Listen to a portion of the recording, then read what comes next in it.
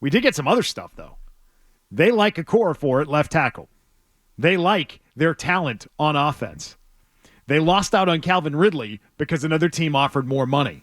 These are things you would never hear Matt Groh or Bill Belichick say. So I will give Eliot Wolf a lot of credit for actually saying things of substance in that press conference. I agree. I'll give him that. Look, I love it. You and I, we said after we heard this press conference just now. Again, it's still going on, but when we cut for break, Beetle, you and I said, how do you sound in this, in this press conference? And we both of us thought that maybe not as confident as he maybe sounded at the combine press conference. Nonetheless, I appreciate the words that come out of his mouth. I like the way he's at least treats the reporters and the rest of us listening with respect and will give us something, even though it's a lot of veiled, ambiguous kind of responses. At least there's something there to talk about. And so, look, I think it's an interesting situation that he finds himself in. A lot of us had no idea when Bill left. There's such a kind of a lack of where's all the power going to go? Who inherits the power? And we weren't really sure. And Eliot Wolf is obviously the guy, it seems like, and along with Gerard Mayo, who's kind of been given a lot of power, and we'll see how they do. But I thought the press conference was look, I can listen to that press conference and get something from it. There's a lot of stuff I wrote down. I thought some of the stuff that he said, just who's going to be involved. I thought there was a name that he mentioned about the group that gets, so it's been this kind of big collaborative effort in evaluating players in the draft and quarterbacks, and then it gets whittled down to a smaller group. Brain trust. And brain trust. Did you hear him mention a guy that I did not ever hear him mention before? And a lot of us were wondering if he was going to be involved in these smaller groups, and that was Matt Groh. That was interesting to me for him to reveal that Matt Groh will be in that smaller group that is considered kind of the group that will be deciding ultimately on who they pick at number 3. Some people from the scouting department, some coaches, Matt Groh, Eliot Wolf, and then Gerard Mayo. He did not mention the Krafts. I think Jonathan Kraft and Robert Kraft will be right there in the middle of it as well, even though he did not mention those guys in his press conference. Do you know what he said in this that made me want to puke in my mouth a little bit? What's that? The more picks, the better, and we're a draft and develop team. But who isn't a draft and develop team? Everybody wants to be a draft and develop team. What is that? What does that even mean to say that we're a draft and develop team? As opposed to what? Not drafting well and not developing players? Every team that is making picks next Thursday, Friday, Saturday wants to be a draft and develop team. That, to me, is code for we're going to only build through the draft. We're not going to do the things that we could do to supplement this roster. Let me ask you this question. Good morning, guys. Good morning. Was that Mark Tendero, everybody. How are you?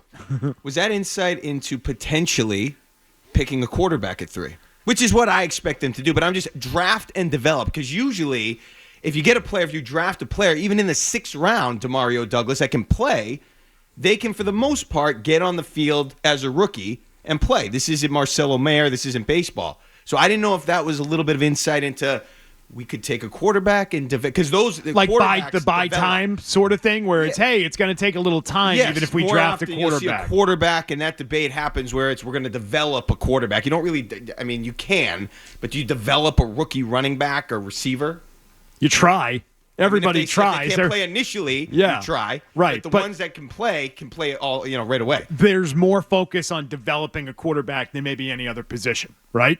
Yeah. You don't frequently, I think the point you're making, not to put words in your mouth, is you don't talk about developing a defensive end. Right. Right? Your guy comes in, you expect him to play, you expect him to learn, you expect him to get better, but all the physical abilities you think are kind of there already when you draft a guy. With quarterbacks, we tend to talk a lot about them getting better and techniques getting better and understanding offense gets better and reading defenses gets better. You don't do a lot of that with other positions, so maybe. And also that element of buying time. Hey, we're going to draft this guy. He may not be what you want him to be in September of 2024. And I think that's a fascinating kind of debate. And I was listening last night to the Joe Show, and he had Doug Kyed on there, and Doug Kyed said that he felt like the Patriots were kind of He's felt like the narrative, the messaging coming out of Foxborough was that it was almost as if they're setting the expectations too high. And he mentioned the fact that they've mentioned that maybe that they feel like they can make the playoffs. I forget something else he suggested, giving him that that feeling that maybe they were setting expectations too high. Where I disagree. And I like where you guys are going with this draft and development. I think it's just kind of another one of those words, those hot button words that you hear and you go, they want us to be patient. They're trying to slow this thing down, and so that everybody can have patience. It's a new coach. It's a new system. It's a new everything. We got to draft and develop these guys. And so I think they are doing a lot of kind of messaging to all of us to get us to kind of look at it like it's a rebuild, have patience. It's not going to happen overnight. And then also besides that messaging coming out that I think has pretty much been a theme all offseason, it also, I think, runs contrary. What am I saying? Contrary to what Bill was doing, which was drafting guys but not developing. I mean, he wasn't signing guys that he was drafting to second contracts. I mean, he used to do that all the time. He hasn't been doing that lately, and I feel like, again, it's one of those kind of things they're saying that it's contrary to what Bill did, and so we want to do it differently, and we want everyone else to know we're doing it differently. Draft and develop team, hated that. Hated that they think more picks are necessarily better. I don't understand why more picks is always better. Better picks are better. Higher picks are better. More talented players are better. And the other part was saying that it doesn't have to be a quarterback at 3, that they are open to drafting something other than a quarterback with the 3rd overall pick, which is a fireable offense, Ted. I will keep yelling that between now and next Thursday night. You cannot use that pick on anything but a quarterback. It's either quarterback or trade.